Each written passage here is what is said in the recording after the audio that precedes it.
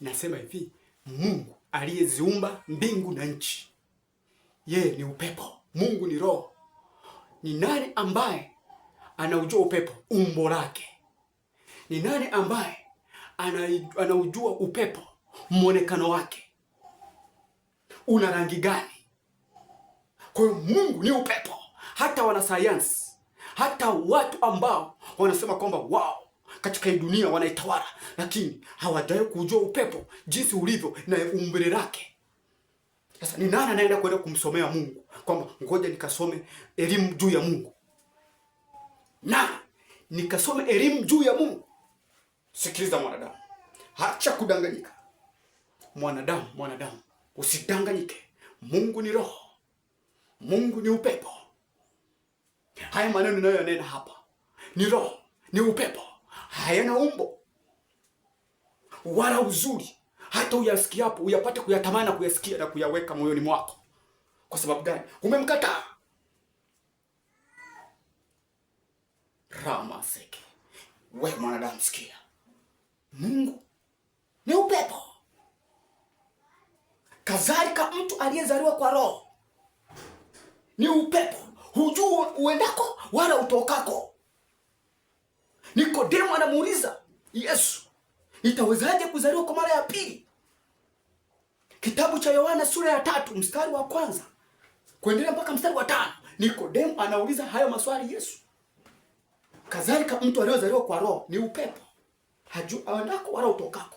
Kwa hiyo Mungu, watu wanaosema wanaenda kumsomea Mungu kupata elimu juu ya Mungu, huo ni ushetani, ni joka.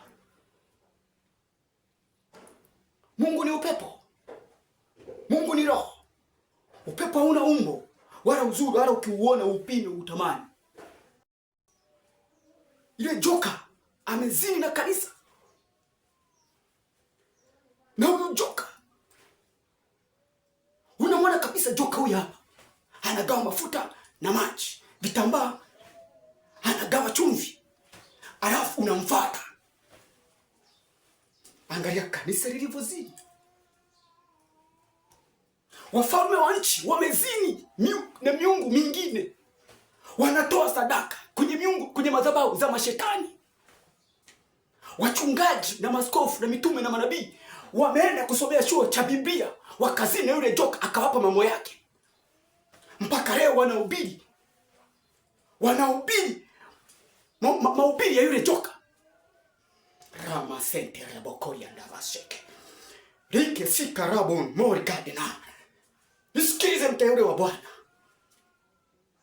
Angalia kisa cha wana wa Israeli, vita vya Mungu na wana wa Israeli. Angalia, si kuzidi kwa namna hii ambavyo tunavyotambua. Vita vya wana wa Israeli vilivyokuwa pamoja na Mungu kufarakana naye ni kwamba wanaamwacha Mungu wao, wanaenda kuabudu miungu mingine, wanatoa sadaka huko. Taifa la Israeli lilikuwa ni taifa moja. Kwa hiyo walikuwa wazidi wao kwa wao, walikuwa wachukuani, lakini Bwana Mungu alikuwa wa hukumu.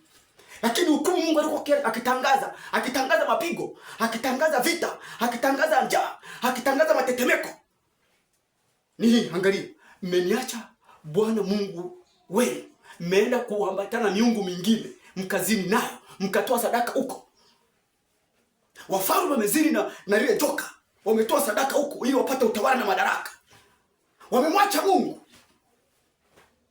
Ramaseke lipo shende rebokoria.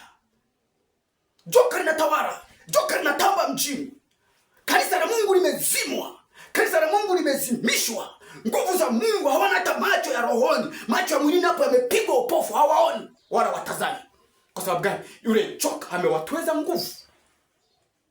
Yule joka amewatweza nguvu. Ramaseke. Sikiliza, Bwana anapotangaza kama mapigo, vita, tetesi, kila namna ya mapigo ambayo yatakayokuja, ni kwa sababu watu mioyo yao wamemwacha Bwana, wameambatana kwenda kuabudu miungu mingine. Wanatoa sadaka kwa masanamu, wanatoa sadaka kwa mashtoreshi, wanatoa sadaka kwenye madhabahu za Myebusi, madhabahu za Mkanani, madhabahu ya hizo madhabahu. Wakati Mungu anasema nchi mtakayoingia vunjeni hizo madhabahu, lakini wafalme wa nchi wametoa sadaka kwenye hizo madhabahu. Wametoa watoto kwenye hizo madhabahu. Mungu akaniambia, wanangu ninasema nao kila siku, lakini wananikataa. Wanaenda katika miungu mingine kwenda kutoa sadaka huko. Kwa hiyo mioyo yao haiko kwangu, iko kwenye madhabahu. Madhabahu za Mastoreshi, madhabahu za Myebusi, madhabahu za Mkanani, madhabahu za Mwivi. Kila mtu anakimbia huku na kule, wanaenda kutoa sadaka huko. Mungu anasema napiga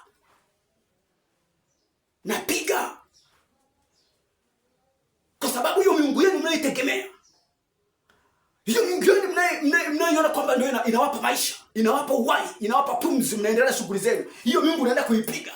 Mungu si babu yako, wala Mungu si shemeji yako. Wachungaji wamezini na wakawazinisha na washirika, wakawapa mafundisho ya mashetani.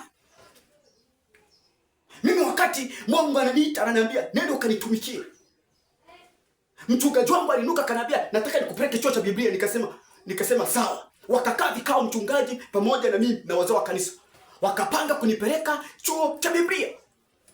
Baadaye tumemaliza kile kikao, nikawa nimekubaliana nao. Mungu kanitokea usiku, kaniambia hivi, sikiliza, usiende kusomea chuo cha Biblia.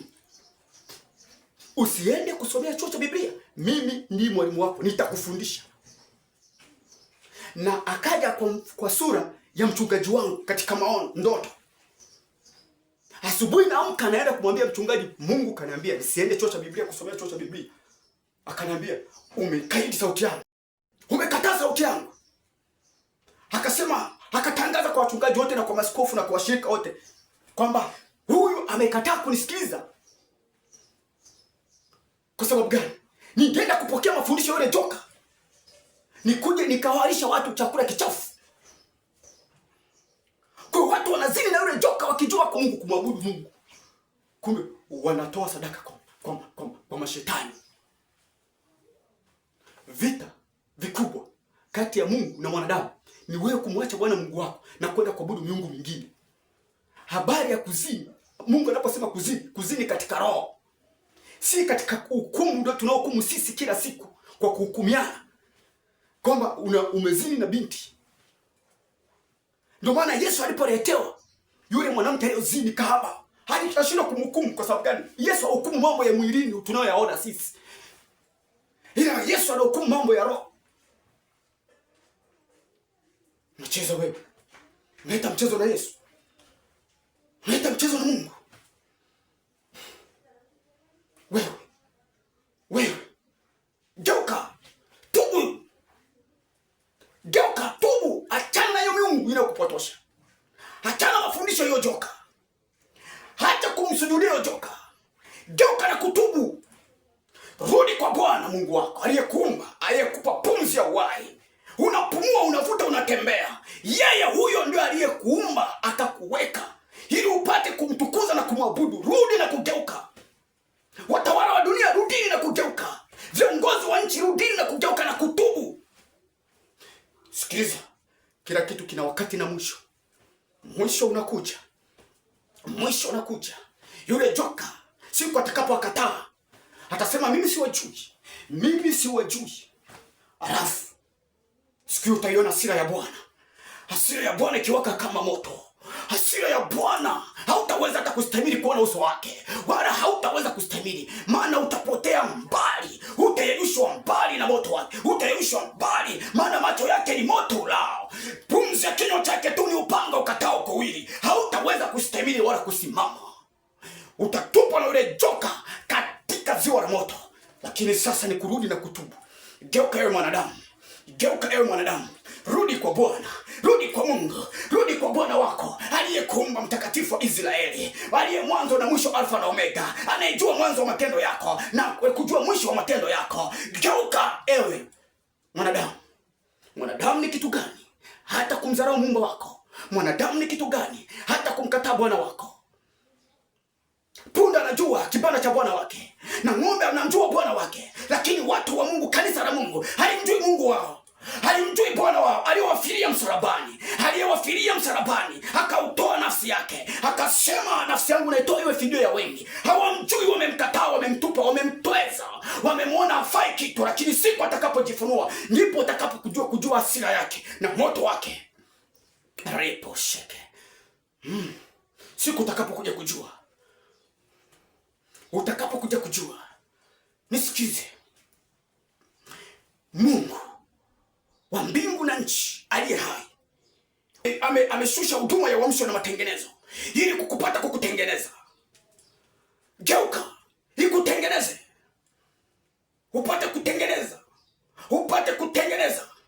upate kutubu na kugeuka, moyo wako upate kupondeka.